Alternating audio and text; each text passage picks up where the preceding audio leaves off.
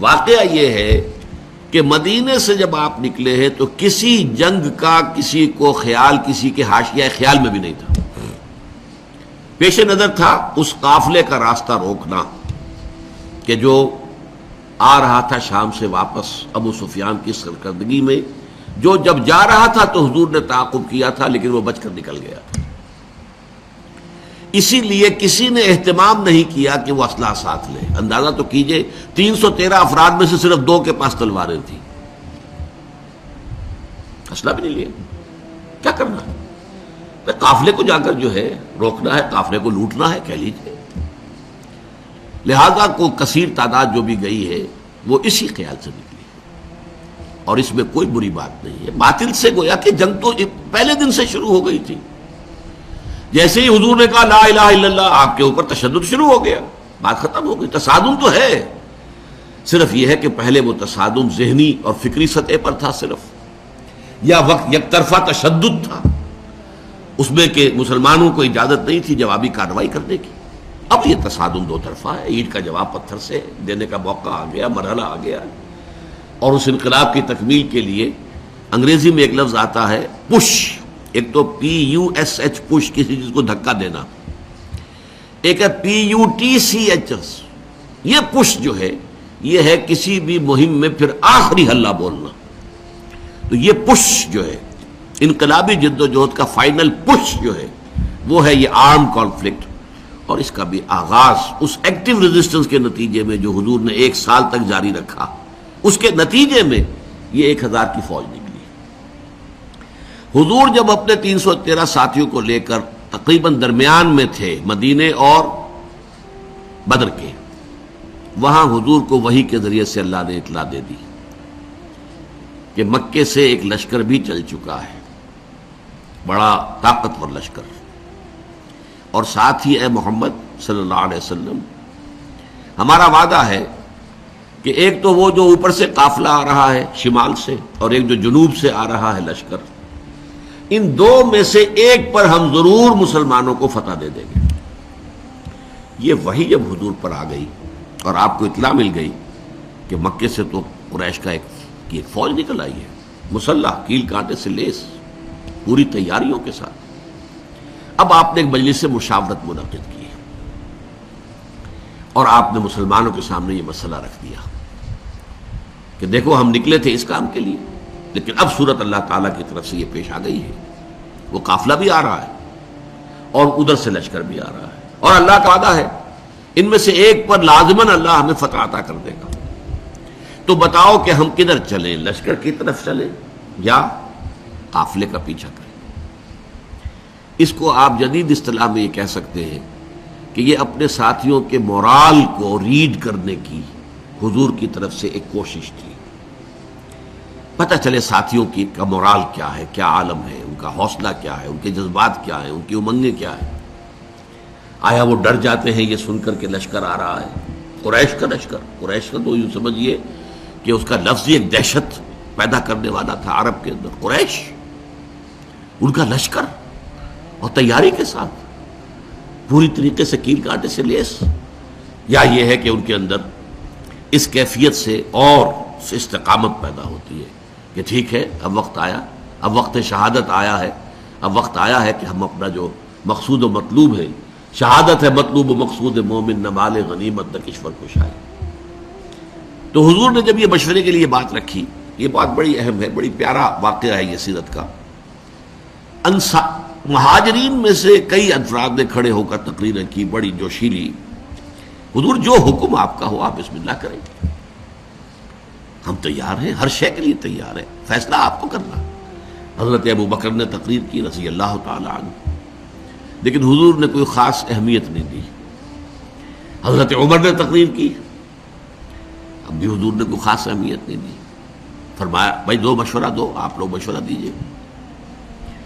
پھر حضرت مقداد ابن الاسود نے جو تقریر کی ہے وہ بڑی پیاری ہے کہ حضور ہم موسیٰ کے ساتھی نہیں ہیں کہ جنہوں نے جنگ کے وقت کہہ دیا تھا کہ فَاذْهَبْ أَنْتَ وَرَبُّكَ فَقَاتِلَا إِنَّا هَاهُنَا قَاعِدُونَ، جاؤ موسیٰ تم اور تمہارا رب جا کر جنگ کرو، ہم تو یہیں بیٹھے، ہم جنگ نہیں کریں گے.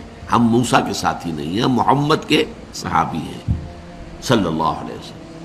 خدا کی قسم آپ بسم اللہ کریں، جو بھی قدم آپ اٹھائیں گے انشاءاللہ اللہ تعالی ہمارے ذریعے سے آپ کو آنکھوں کی ٹھنڈک عطا کرے گا۔ حضور ان کی بات کو بھی کوئی خاص اہمیت نہیں دے رہے، پھر فرما رہے اشیرونی، مجھے مشورہ دو بھائی۔ اب یہ بات جو ہے انصار کی سمجھ میں آ گئی کہ حضور کا روح سخن ہماری جانب ہے، کیونکہ انصار سے جو معاہدہ ہوا تھا بیعت عقبہ ثانیہ میں وہ یہ تھا کہ اگر مدینے پر حملہ ہوگا تو ہم آپ کی حفاظت کریں گے اپنے اہل و عیال کی طرح۔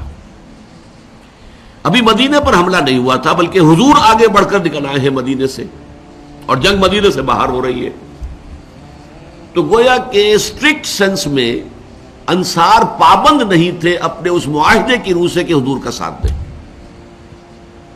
اور ظاہر بات ہے کہ اب جو سچویشن پیش آ گئی تھی صرف مہاجرین کی نفری کافی نہیں تھی، 80-85 مہاجرین تھے، باقی سب کے سب تو انصار تھے، ان میں 313 وہ کفایت نہیں کرتے تھی اس سچویشن جو اس وقت پیش آ گئی ہے۔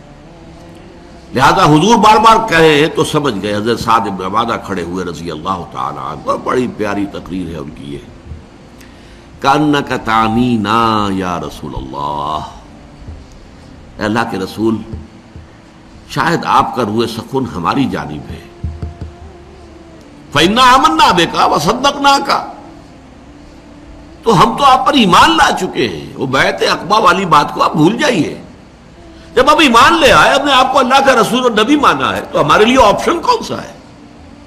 We don't have any option. خدا کی قسم اگر آپ اپنی سواری سمندر میں ڈال دیں گے، ہم سب کے سب آپ کے پیچھے سمندر میں اتر جائیں گے، اور خدا کی قسم اگر آپ ہمیں حکم دیں گے تو ہم برق الغماد تک پہنچ جائیں گے، یمن کا ایک شہر، اور اپنی جو سواریاں ہیں یہ اونٹ اور اونٹنیاں انہیں اس طویل سفر کی وجہ سے لاغر کر دیں گے، لیکن آپ جہاں حکم دیں گے آپ بسم اللہ کیجئے۔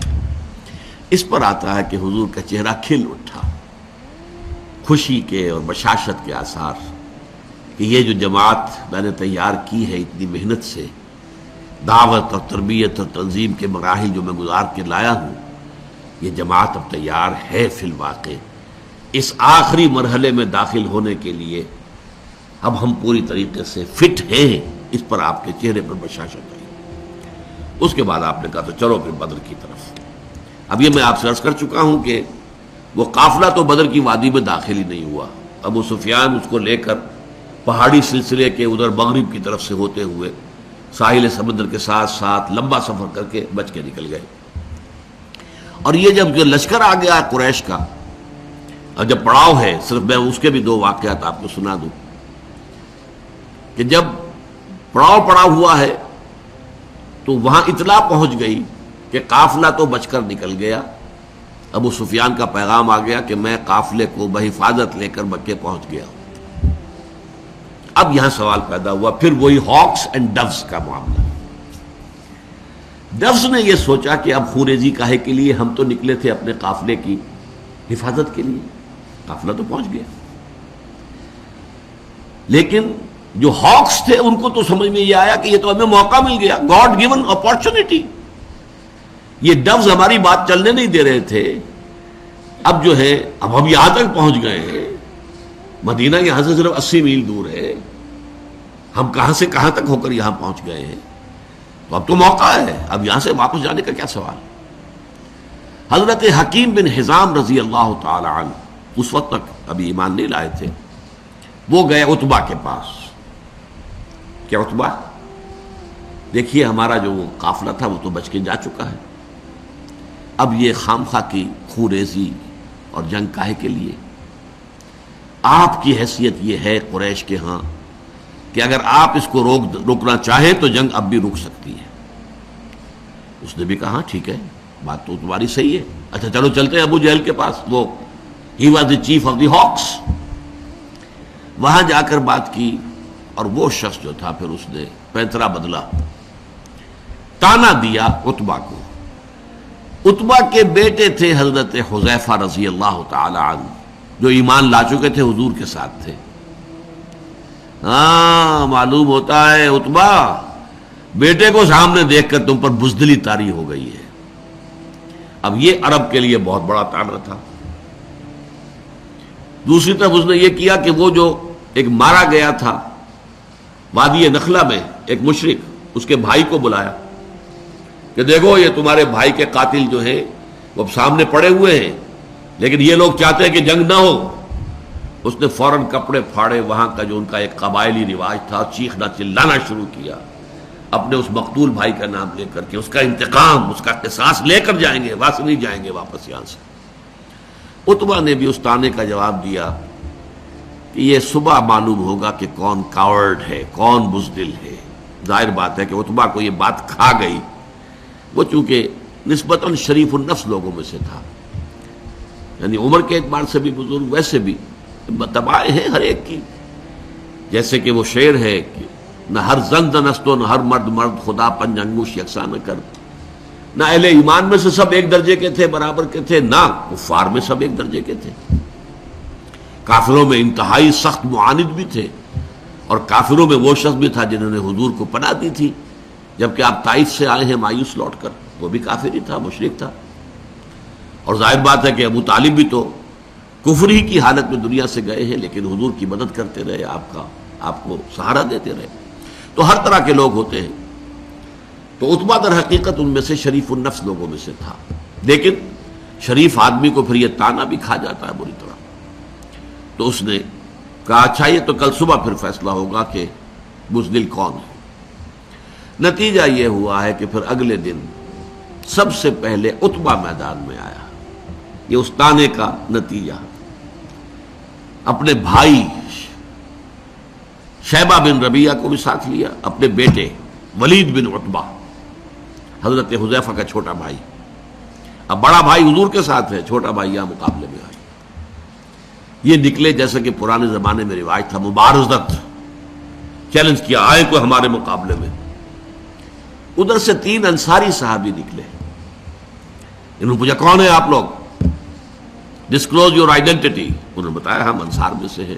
کہ نہیں نہیں، تم سے ہم جنگ کرنے آئے ہی نہیں ہیں، ہماری شان سے فروتر ہے کہ ہم یہ کاشتکاروں سے جنگ کریں۔ تانا دیا کہ مدینے کے لوگ تو کاشتکار لوگ ہیں، ہمارے مد مقابل بھیجو محمد صلی اللہ علیہ وسلم جو ہمارے قبلے کے ہو۔ حضور نے ان تینوں کو اشارہ کیا واپس آ جاؤ۔ اب حضرت حذیفہ نکلنے لگے باپ کے مقابلے کے لیے، حضور نے روک دیا۔ حضور کی شفقت و رحمت نے اسے گوارا نہ کیا کہ باپ بیٹے کے مقابلے میں آئے اور بیٹا باپ کے مقابلے میں آئے، لیکن پھر بہرحال 3 نکلے، حضرت حمزہ عتبہ کے مد مقابل، حضرت علی اور حضرت حارثہ ابن عبد المطلب۔ اب یہ بن مطلب، عبد المطلب نہیں، یہ 3 قرشی نکلے۔ ہاں انہوں نے جب بتایا کہ ہاں ٹھیک ہے اب ہمارے مقابلہ جو ہے برابر کی چوٹ کا ہے۔ بہرحال نتیجہ کیا نکلا کہ تینوں کو واصل جہنم کیا، اگرچہ حضرت حارثہ جو تھے وہ بھی زخمی ہو گئے، تلوار کا وار ان کی ٹانگ پر پڑا، ٹانگ کٹ گئی تو گر گئے، لیکن پھر جس سے مقابلہ ہو رہا تھا حضرت علی نے اس کو بھی واصل جہنم کیا۔ یہ جو ہیں جو زخمی ہو گئے تھے، یہ واپس جاتے ہوئے جبکہ بدر سے جا رہے تھے حضور فتح مند ہو کر مدینے کی طرف، تو درمیان میں ان کا انتقال ہو گیا۔ تو ان کے سمیت 14 صحابہ جو ہیں شہید ہوئے، جبکہ 70 قرشی کھیت رہے، واصل جہنم ہوئے۔ اور ان 14 میں سے کوئی بھی نمایاں شخص نہیں تھا بہت بڑا، اور وہ سارے کے سارے چوٹی کے لوگ تھے، تمام سرداران قریش، اور 70 کو قیدی بنا لیا۔ تو یہ گویا کہ اللہ تعالیٰ نے پھر اس کو سورہ انفال میں یوم الفرقان قرار دیا، یعنی ابو جہل کی بات کو الٹ کر کہ جو اس نے کہا تھا یہ یوم الفرقان ہوگا، واقعی یہ یوم الفرقان ثابت ہو گیا۔ اللہ کی مدد آئی، فرشتے بھی آئے، اس کی تفاصیل میں نہیں جا رہا، وہ آپ کتابوں میں پڑھ لیں گے۔ میں صرف اس کو واضح کرنا چاہتا تھا کہ غزوہ بدر کے بارے میں یہ خیال کہ یہ صرف ڈیفنس کے لیے تھا، یہ بات جو ہے ذہنوں سے نکال دیجئے۔ اس پروسیس آف ریولوشن کے حوالے سے یہ اصل میں ایکٹیو ریزسٹنس کا منطقی نتیجہ، آرم کانفلکٹ، اور اس ایکٹیو ریزسٹنس کو انیشیٹ کیا ہے محمد الرسول اللہ صلی اللہ علیہ وسلم نے۔ ابتدا آپ کی طرف سے ہوئی ہے، آپ نے چھاپا مار دستے بھیجنے شروع کیے، آپ نے ان کا اکنامک بلاکیٹ کیا، آپ نے ان کی پولیٹیکل آئسولیشن کی شکل اختیار کی، جس کے نتیجے میں میں اس کو تعبیر کیا کرتا ہوں کہ سانپ بل میں سے نکل آیا۔ سانپ کو مارنا ہو تو کیا کریں گے؟ تو بل میں گھسا ہوا ہے، تو آپ کو معلوم ہے نا، کوئی بین وین بجاتے ہیں کچھ تاکہ وہ کوئی باہر نکل آئے۔ اب پتہ نہیں وہ بین سے کچھ واقعی کوئی اثر ہوتا ہے یا نہیں ہوتا ہے، لیکن جو عام میں تو آپ کو سمجھانے کے لیے کہہ رہا ہوں۔ یہ قریش بیٹھے ہوئے تھے مکے میں، اور مکہ حرم ہے، وہاں خوریزی، اگر اللہ کا عذاب آتا کسی اس طرح کا جیسے کہ اس سے پہلی قوموں میں آ چکا تھا تو مکے پر آتا، معاذ اللہ ثم معاذ اللہ ثم معاذ اللہ، خوریزی ان کی وہاں ہوتی نہیں۔ اس سانپ کو تو نکالنا تھا، اس سانپ کو نکالنے کے لیے محمد الرسول اللہ صلی اللہ علیہ وسلم نے جو اقدام کیا، جو ایکٹیو ریزسٹنس کا جو پروسیس شروع کیا، اس کے نتیجے میں وہ 1000 کا لشکر نکل کر جو آیا ہے، وہ گویا کہ سانپ جو ہے وہ اپنے بل سے باہر آ گیا اور میدان بدر میں اس کا سر کچلا گیا۔